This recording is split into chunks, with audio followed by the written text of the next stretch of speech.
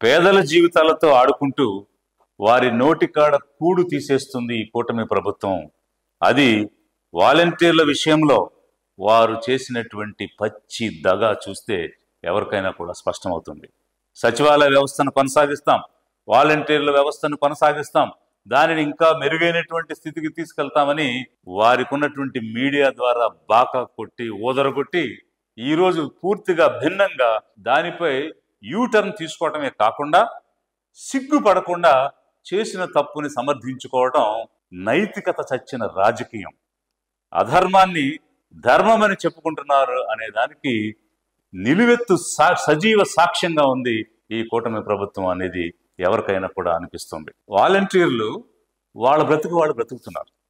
వాళ్ళు ఏమైనా మిమ్మల్ని దేబురించారా, దేహి అని అడిగారా?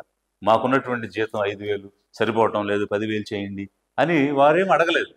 మీకు మీరుగా మీకు ఒక కెరీర్ ప్లానింగ్ ఉండాలి, మీకు మంచి భవిష్యత్తునిస్తాం, 5,000 ఎక్కడ సరిపోతాయి, 10,000 చేస్తామని ఒకరు, 5కు 5 కలిపి 10,000 చేస్తానని ఇంకొకరు, మీ కడుపు కొట్టనని ఒకరు, మీ పొట్ట కొట్టనని ఒకరు అనవసరమైనటువంటి అడగనటువంటి హామీలు ఇచ్చి ఈరోజు దానిని కొనసాగించకుండా మీరు కుంటి సాకులు చెప్తున్నారు. ఒక ప్రొసీజరల్ ఇష్యూస్ గురించి చెప్తూ గత ప్రభుత్వం వాలంటీర్ల యొక్క జీవో ఎక్స్టెన్షన్ ఇవ్వలేదు, 11 నెలల తర్వాత తిరిగి దాన్ని ఎక్స్టెండ్ చేస్తూ జీవో ఇవ్వలేదని కుంటి సాకులు చెప్తున్నారు.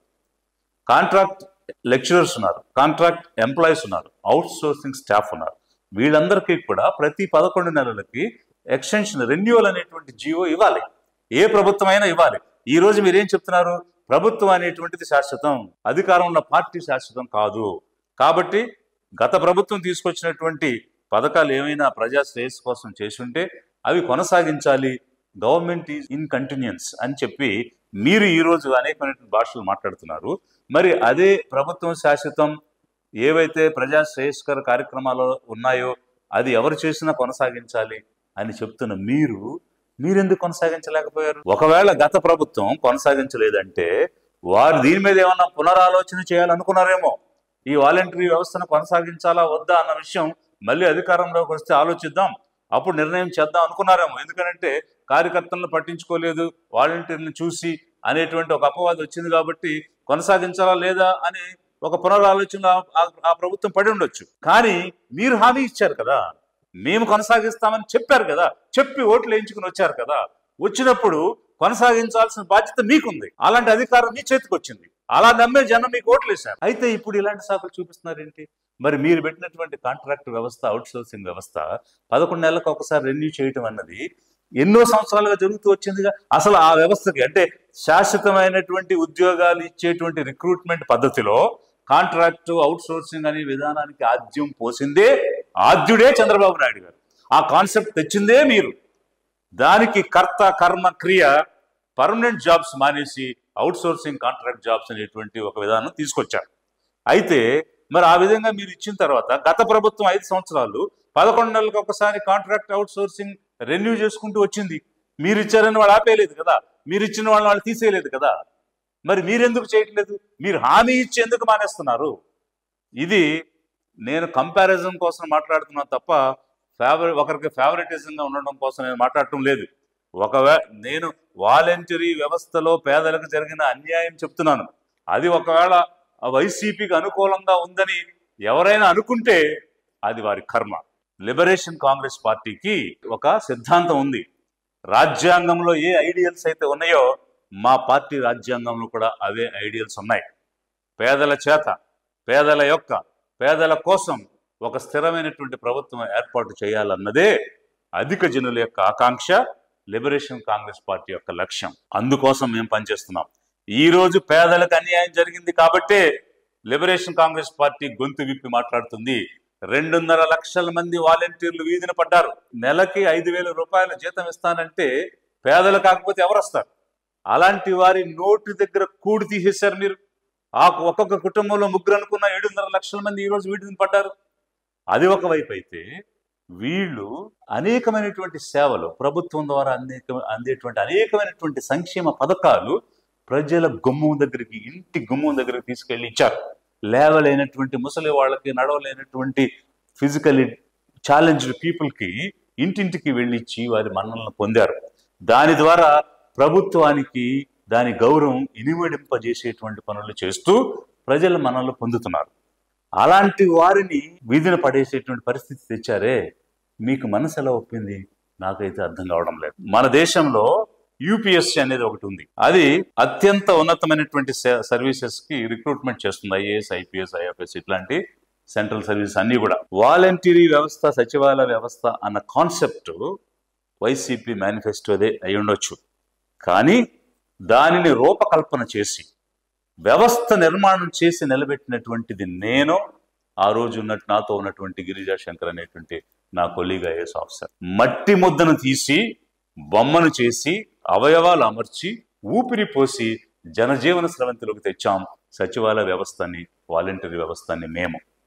అలాంటిది ఒక పారదర్శకతతో ఒక యూపీఎస్సీ చేసే రిక్రూట్మెంట్ సంవత్సర కాలం తీసుకుని 1500 నుంచి 2000 ఉద్యోగాలు ఇస్తుంది. అయితే 2 నెలల కాలంలో 60 రోజుల్లో అత్యంత పారదర్శకతతో చిన్న పొరపాటు కూడా లేకుండా 1,31,000 పర్మనెంట్ జాబ్స్ రిక్రూట్ చేశాం. 2.5 లక్షలకు పైగా వాలంటీర్లను రిక్రూట్ చేశాం. మేము చేసినటువంటి రిక్రూట్మెంట్ లో ఎక్కడైనా ఏదైనా చిన్న పొరపాటు జరిగినట్టు ఎక్కడైనా వచ్చిందా? ఎవరైనా రాజకీయ ఒత్తిళ్లకు లొంగి కానీ లంచం ఇచ్చి కానీ ఉద్యోగాలు తెచ్చుకున్నాం అనేటువంటి వారు ఈ రోజు కూడా ఉన్నటువంటి సచివాలయ వ్యవస్థలో ఉన్న ఏ సచివాలయ కార్యదర్శినైనా అక్కడ ఉద్యోగినైనా అడగండి, ఒక్కరైనా సరే అవును మేము ఒత్తిడి చేసి డబ్బు ఇచ్చి లంచం ఇచ్చి తెచ్చుకున్నాం అని చెప్పేవారు కనిపిస్తారేమో.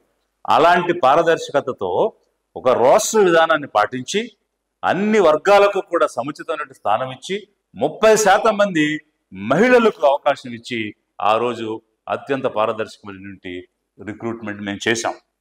వాళ్ళు అనేకమైనటువంటి సేవలు నీతిగా, నిజాయితీగా, నిస్వార్థంగా చేస్తూ వచ్చారు. ప్రజల యొక్క మన్ననలు పొందారు. ఇంటింటికి వెళ్ళి డేటా సేకరించారు.